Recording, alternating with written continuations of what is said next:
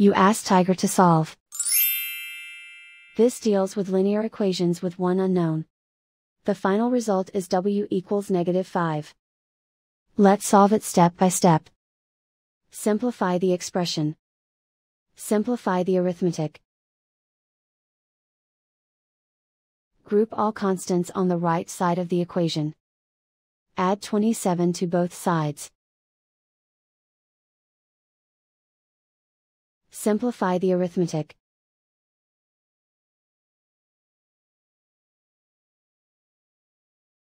Isolate the w. Divide both sides by -13. Cancel out the negatives. Simplify the fraction. Move the negative sign from the denominator to the numerator.